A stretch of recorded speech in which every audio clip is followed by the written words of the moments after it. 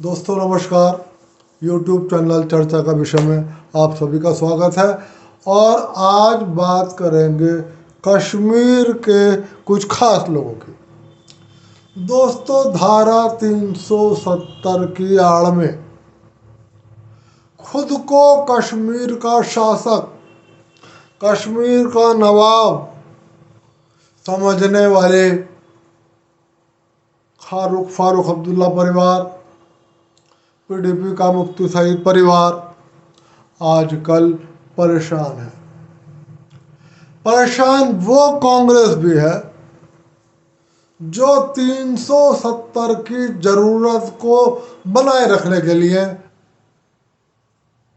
कश्मीर के अंदर आतंकवादियों को पालती थी।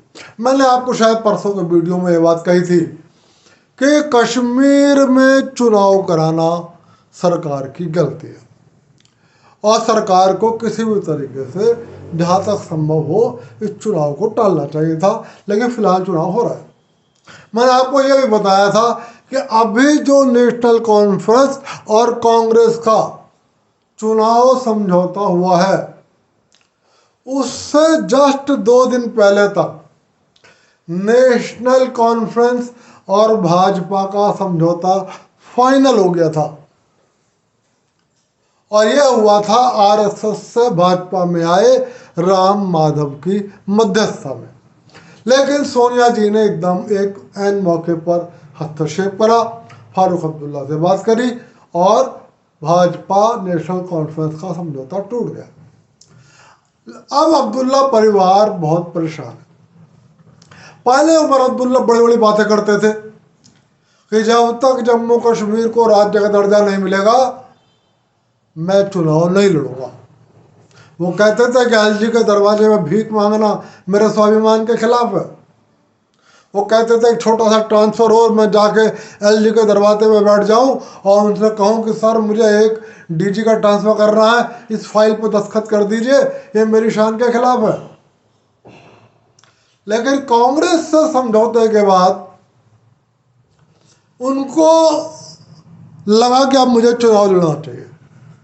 मेरा अपना अनुमान है कि शायद भाजपा के साथ लड़ते समय उनको लगा होगा कि मैं चुनाव कहीं हार ना जाऊं, मैं बाद में इधर उधर से सेलेक्ट होकर आ जाऊंगा और चीफ मिनिस्टर बन जाऊंगा यदि मौका लग जाए तो। मैं आपको बता दूं कि उमर अब्दुल्ला जो बहुत बड़ी बड़ी बातें करते हैं, उनकी बात में टोन ऐसी होती है कि जैसे कश्मीर तो बहुत बड़ा देश हो, भारत उसकी छोटी सी रियासत हो, बड़े बड़े बोल हैं उनके।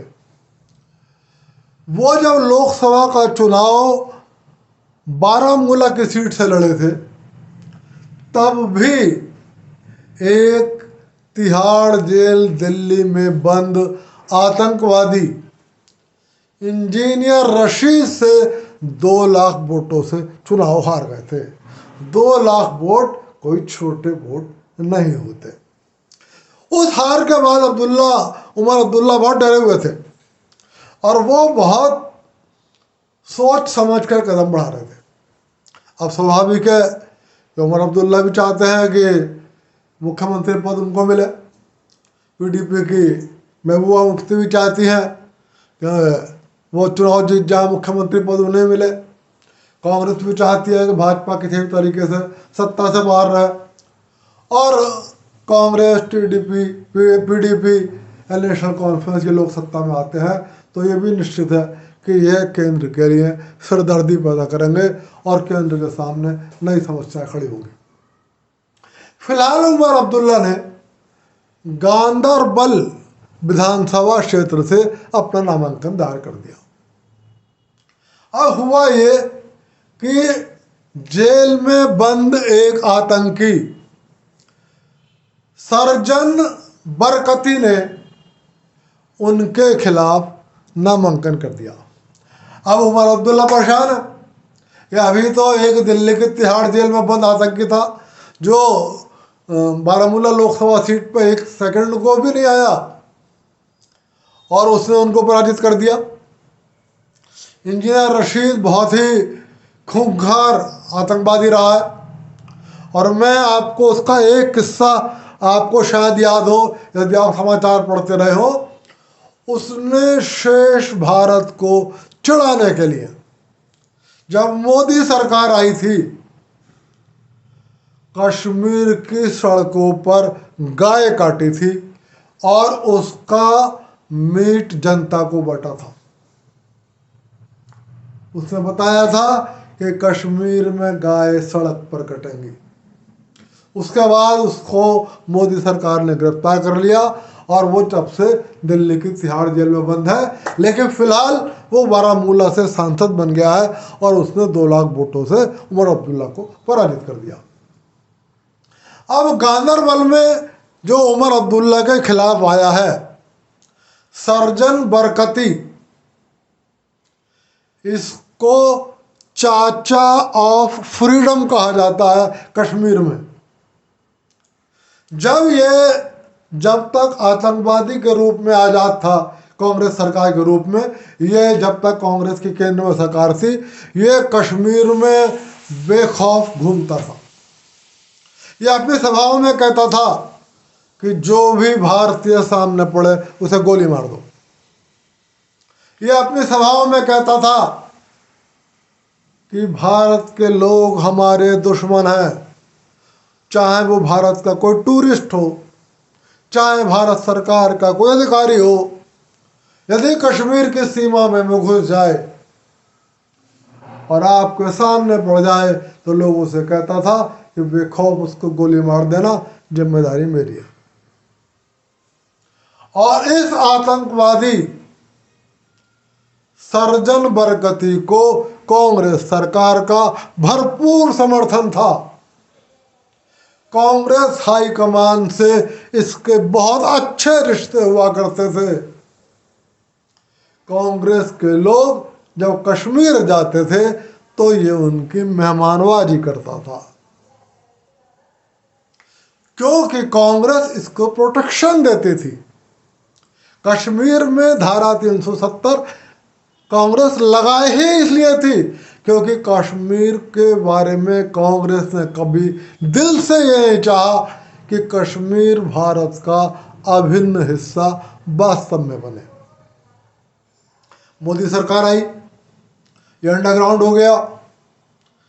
मोदी जी ने जिन गिने चुने आतंकियों को ढूंढने के आदेश दिए थे, जिनमें एक आपको यासीन मलिक का भी याद होगा, जिसको प्रधानमंत्री मनमोहन सिंह ने डिनर पे आमंत्रित किया था, जिसने वायु सैनिकों के छोटे छोटे बच्चों को गोली मारी थी और वायु सैनिकों का एक चौराहे पर बम विस्फोट करके भारतीय वायुसेना के जवानों को उड़ाया था। उस यासीन मलिक को भी मोदी जी ने ढूंढने का आदेश दिया था कि जहां से भी मिले पकड़ कर लाओ। और इस सर्जन बरकती के लिए भी आदेश हुआ कि इस चाचा ऑफ फ्रीडम को चाचा ऑफ जेल बनाना है। 2016 में सुरक्षा बलों ने अपने ऑपरेशन खोज के तहत इसको गिरफ्तार कर लिया और पिछले 2016 से अब तक, यानी कि पिछले 8 साल से यह जेल में सड़ रहा है। अब जैसे ही उमर अब्दुल्ला ने गांदरबल से अपना नामांकन करा, इसने भी गांदरबल से अपना नामांकन कर दिया। कल तक ये उमर अब्दुल्ला के लाडले थे, तब तक ये कांग्रेस हाईकमान के लाडले थे, कल तक ये पीडीपी के लाडले थे। आज इन सबको लगता है कि यही आतंकी हमारा राजनीतिक अस्तित्व समाप्त कर रहे हैं। अब उमर अब्दुल्ला ने सोचा कि गांदरबल तो मैं हार ही जाऊंगा। उन्होंने बड़गाम सीट से लड़ने का फैसला करा और कल उन्होंने खुद बताया कि उन्होंने बड़गाम सीट से चुनाव लड़ने का फैसला अपने परिवार के कुछ खास लोगों के अलावा किसी को नहीं बताया और वो चुपचाप बड़गाम जिला कलेक्टर के कार्यालय में गए जहां नामांकन हो रहे थे और अपना नामांकन पत्र दाखिल कर आए। अब उन्हें पता लगा कि वहां से भी जेल में बंद एक आतंकवादी उनके खिलाफ चुनाव लड़ रहा है। चर्चा है कि ये चाचा ऑफ फ्रीडम ये सर्जन बरकती ही बड़गाम से ही चुनाव लड़ेगा। अब उमर अब्दुल्ला परेशान है। कल उमर अब्दुल्ला ने बहुत बुरा भला कहा केंद्र सरकार को, कहा दिल्ली में कुछ लोग मुझसे नफरत करते हैं, पहले मुझे शक नहीं था, अब मुझे पूरा विश्वास है कि ये लोग मुझसे नफरत करते हैं और नहीं चाहते कि मैं चुनाव जीत के आऊं। तो उमर अब्दुल्ला साहब, मैं आपसे सिर्फ इतनी सी बात कहना चाहता हूं, ये चाचा ऑफ फ्रीडम हो चाहे वो इंजीनियर रशीद हो, कल तक आप इन्हीं के भरोसे पे, इन्हीं के कंधे पे बंदूक रख कर भारत सरकार को डराया करते थे, भारत सरकार को धमकियां दिया करते थे। महबूबा सईद, मुफ्ती महबूबा कहा करती थी कि यदि धारा 370 हट गई तो जम्मू और कश्मीर में तिरंगा उठाने के लिए कोई हाथ नहीं मिलेगा। आज यह राक्षस आपके जीवन लीला को, आपके राजनीतिक जीवन लीला को ग्रहण लगा रहे हैं। इसका दोष केंद्र पर मत लगाओ उमर अब्दुल्ला, ये आपके कर्मों का फल है। जैसा बीज बोओगे वैसा ही फल देगा।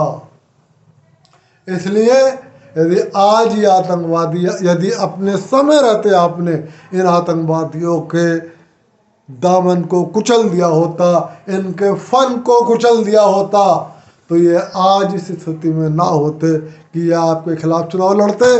दोस्तों, अभी कश्मीर से बहुत सारी खबरें आएंगी और ऐसे ही रोचक खबरें आएंगी कि जो कल तक भारत सरकार को धमकाते थे वो गिड़गिड़ाते हुए दिखाई देंगे और जिनको पालते थे उनसे डरते हुए दिखाई देंगे। जैसे जैसे खबरें आएंगी आप तक पहुंचाता रहूँगा। देखते रहिए मेरा चैनल चर्चा का विषय। आज की बात यहीं तक, कल फिर मिलूँगा किसी विषय पर, फिर कहूँगा। यदि पसंद आए तो वीडियो लाइक कर देना और मेरा चैनल सब्सक्राइब कर देना। आप सभी को मेरा बहुत बहुत नमस्कार।